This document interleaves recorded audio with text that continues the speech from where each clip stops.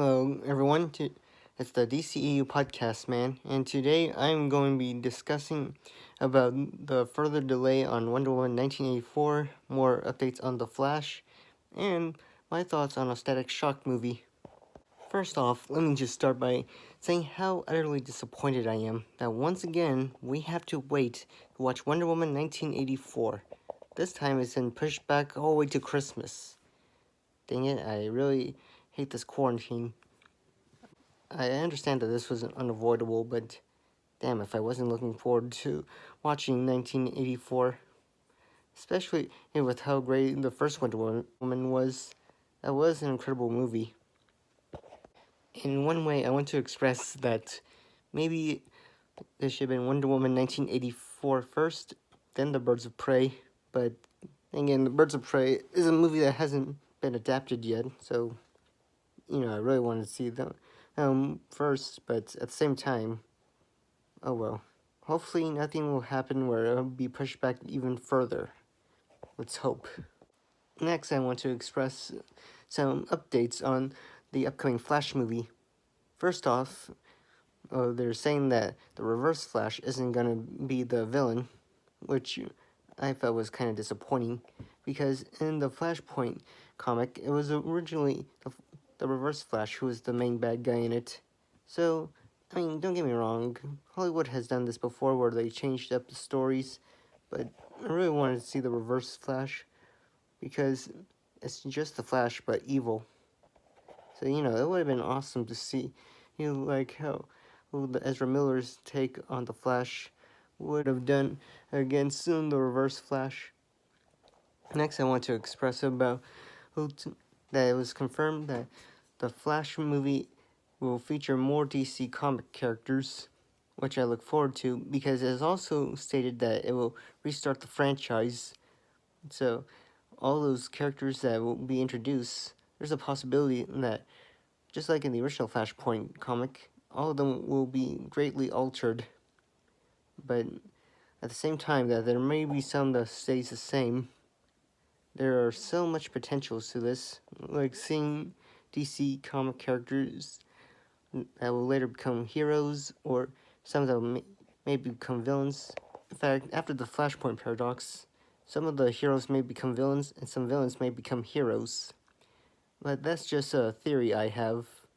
We still have yet to see how they're going to handle this, and what exactly they're going to do with the story. Because it was confirmed that they're going to bring in 1989 Batman.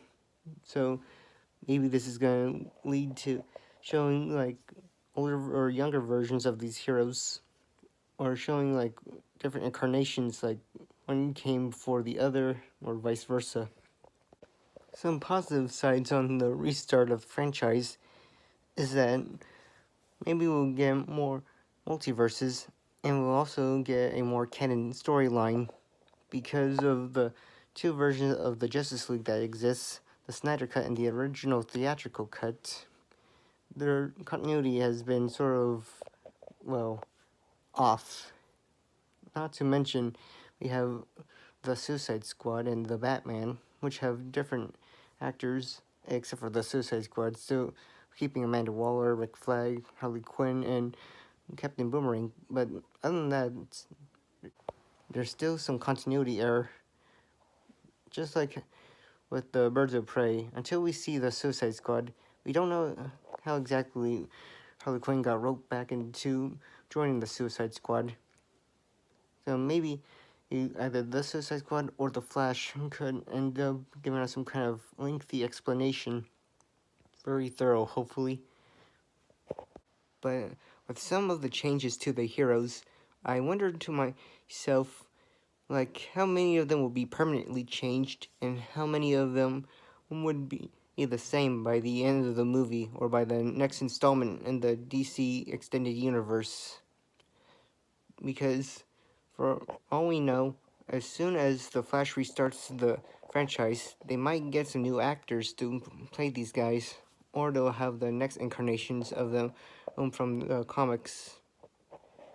Like, if they feature Robin in the movie, maybe like before the time traveling and with the Flashpoint, it might be Dick Grayson's Robin, and then switch over to, oh, let's say Damian Wayne Robin.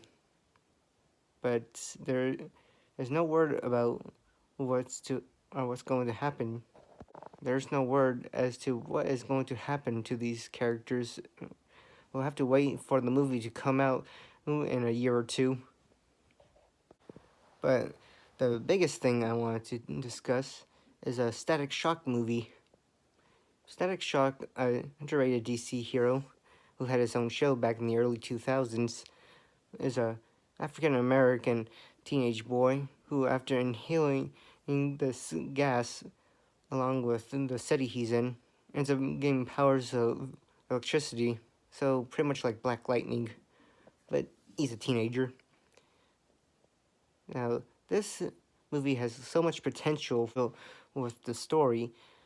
It can be kind of like their version of Spider-Man: Homecoming, but at the same time still do something original, like seeing how heroes like, say, Batman, Superman, Wonder Woman, like how all their actions have influenced the city he's in and has influenced his motivation to want to be a hero. But at the same time, there is so much potential with possible crossovers or with some of the other heroes like in the TV show. There's also so many possibilities to sort of replicate like some of the things that made the show great, but at the same time still doing something original to make or to give the movie its own uniqueness. One huge thing that I really want to see in it, if they do like Easter eggs from the show. For example, so many of the villains that was in the show were exclusive to the TV series, like this one called Ebon, who had the powers of the shadows.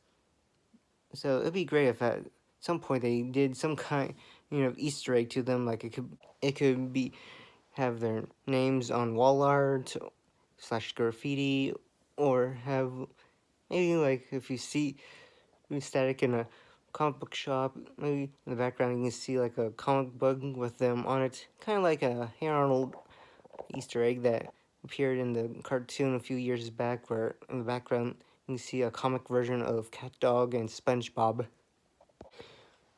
But besides those villains, like there are so many other aspects of the show that can be referenced or Easter egg in the movie. Like say some of the crossovers that the show had, like with Batman Beyond, the new Batman Adventures, Superman the Animated Series. Heck, they could even make references to his appearance on the cartoon Young Justice. Well, one aspect of the show that I would very much like to see is if they bring in his friend / crime fighting partner, Richie Foley / Gear. Now, he was an exclusive character to the show, but it'd be great if they make a character that was sort of based on him / reference to him, or if they actually did make the character into the movie. But whether or not he'd become a superhero just like Static, we'll have to wait and see like how well the movie would do for people to say whether or not they would want to see it. At the same time, figuring out ways, like I was saying about how it could be like Spider-Man Homecoming, but try to keep it away from that, is maybe not have him have a superhero mentor like Iron Man, but it'd still be like greatly impacted by the heroes of his world. Like say, you can see him talking to his friends about Superman and like how he wants to be like him, or mentioning about how maybe some of the events from the previous movies sort of shaped his outlook on being a hero. And when he becomes a hero, one aspect I really want to see that Spider-Man Homecoming failed to do is showing like him taking on more common criminals, like say robbers and other thugs, because Shazam, which I feel like is the current counterpart to Spider-Man Homecoming, managed to do that. Have like one robber at a convenience store But at the same time, it didn't show a whole lot of him fighting crime, just mostly showing off. Even though it'd be controversial because of everything's happening right now, it'd be interesting to see them doing, like, say, tackling issues on racism like the show did, or issues relating to gangs and other, like, teenage problem.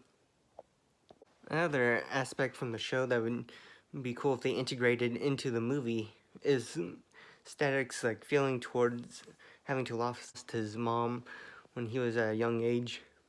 Like, a lot of the episodes from the show focused on him sort of, like, still hurting over having lost his mom when he was only a little kid. Kind of like what Shazam did with Billy Baxton, trying to find his mother and then learning that she intentionally left him behind, and also discovering, like, what really constitutes as a true family. And maybe this could lead into, like, other superheroes joining, just like the Flash will, or maybe foreshadow it, or maybe further extend their universe to have more heroes and villains, almost like what the Suicide Squad did, but, do a lot better. That's all for this episode. I'm the DCEU podcast man, and I want to thank you for listening. Remember to hit like and subscribe to my channel. Be sure to tell your friends and maybe someone who works in the DC Extended Universe. I have some ideas that could help. Thank you. Goodbye.